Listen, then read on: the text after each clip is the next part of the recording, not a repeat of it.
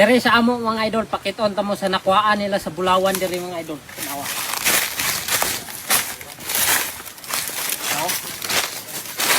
Ini area nga diingon nila nga nakuhaan nila sa Bulawan. Dinig kot-kot nila. Anya, interest nyo ay naradani. Dani nila nakuha ko.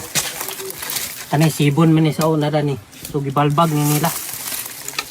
So kwartahan na siguro ang tag-iya dani ang nakakuha dani. Abot kinsa basag ha o manamo na hibaw eh. Pero ang giingon nila nga na kanay mga nakitran dani sa una. Sa kuan.